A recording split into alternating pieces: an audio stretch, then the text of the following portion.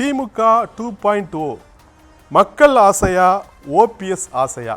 இப்படி ஒரு கேள்வி நமக்கு ஏன் எழுந்தது? அது குறித்த ஒரு ஆர்டிஎக்ஸ் தொகுப்பை முதலில் பார்த்து விடலாம்.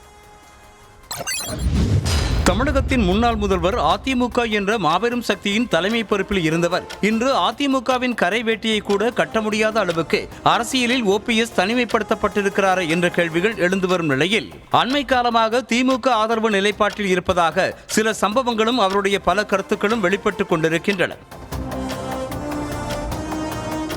இன்றும் கூட 2026 தேர்தலில் திமுக தான் மீண்டும் ஆட்சி அமைக்கும் என்று சொல்லியிருக்கும் ஓபிஎஸ், இதை நான் சொல்லவில்லை, மக்கள் பேசுகிறார்கள், பழியை என் மீது போடாதீர்கள் என்று அவருக்கே உரிய மதுரை பாணியில் பேசியிருக்கிறார். எதிர்க்கட்சிகள் அனைத்தும் பிரிந்து கிடப்பதால் திமுக ஆட்சியே அமைய வாய்ப்புகள் உள்ளதாக ஓபிஎஸ் கூறுகிறார். அப்படியானால் அதிமுக கூட்டணிக்கு இனி எந்த கட்சியும் போகாது என்பதை மறைமுகமாக சொல்கிறாரா, அல்லது பாஜகவின் தேர்தல் வியூகங்கள் தமிழ்நாட்டில் பலிக்காது என்று சொல்ல வருகிறாரா என்ற உள்ளார்த்தங்களையும் பார்க்க வேண்டியிருக்கிறது. விவாதிக்கிறது இந்த ஆர்டிஎக்ஸ்.